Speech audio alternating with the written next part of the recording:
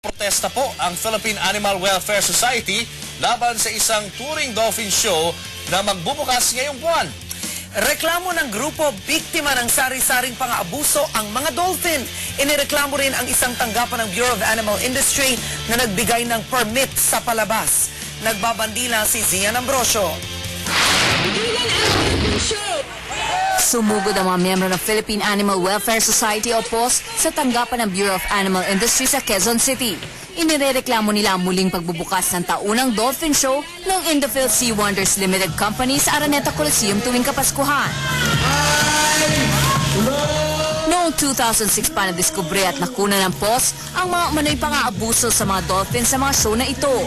Gaya ng paggamit umano ng chlorine o chemical sa tubig sa halip na salt water o tubig alat. Pinahihirapan din daw ang mga dolphin sa paglangoy sa napakaliit na espasyo. At dahil nagtutur ang show, parusa rin daw ang pagbabiyahe ng mga dolphin. Nakapasok kami sa actual facility nila, ang sangsang ng chlorine, gusto nilang ipakita sa tao na kunwari malinis yung tubig, pero hindi naman. Itinatanggi naman ng Indophile Sea Wonders Limited Company ang alegasyon ng POS. The water in our pool is salt water and therefore produces only natural organic chlorine that comes from salt. Hinamon pa niya ang POS na suriin ang kanilang tubig, bagay na balak namang gawin ng POS. Iginit din ng POS, magbitiw sa pwesto ang OIC ng Animal Welfare Division ng Bureau of Animal Industry na si Dr. Angel Mateo dahil sa regular na pagbibigay ng permit sa dolphin show. Hindi nababagay sa administrasyong ito yung ganong inaksyon. Pinuntahan namin sa opisina si Dr. Mateo, pero nasa bowl daw siya at nagle-lecture. Wala pa rin siyang komento sa alegasyon ng POS. Para sa Bandila, Zian Ambrosio. O ito, mga reaksyon natin. Ses, ikaw muna mauna. Mula kay Ambo Kapuspalad sa Facebook, dapat naman talaga. Masyadong nakakaawa ang mga dolphins doon, dapat nasa wild lang sila. O ito, iba naman ang sinasabi rito ni Junjun Lahot 1992 sa Twitter.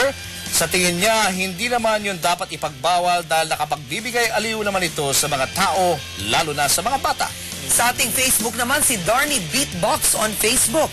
Ang sabi naman niya, dapat daw ibalik na sa kanilang tunay na tangan ang mga dolphin. Doon kasi sila nababagay kesa sa pinagkakakitaan sila ng pera. Meron pa. From Nonoy Chotico rin, Espinar on Facebook. Ito ang haba po kasi na pumapasok sa Facebook natin. Mas maswerte nga yung mga dolphins na nasa captivity or mga shows kasi inaalagaan daw sila doon, napapakain daw ng maayos, may gamot at vitamins pa daw. May punto ang dalawang panig, ano? Magkaibang panig. Pero dati, alam nyo, nakapanood ako ng dolphin show. Siyempre, makakalapit ka doon sa dolphin, no? Napansin ko lang yung mata nila parang nabubulag. Parang lumalabo yung mata. Tinanong mo ba sa veterinarian? Hindi naman. Pero nakita ko lang parang parang may cataract yung mata. Ay, ganun? Ang sabi naman ng iba, baka daw sa tubig. Yung reklamo ng POS, may chlorine. Sabi nung SeaWorld, imposibleng may chlorine dahil seawater yon. If ever organic ang ginagamit, yun ang sabi sa report.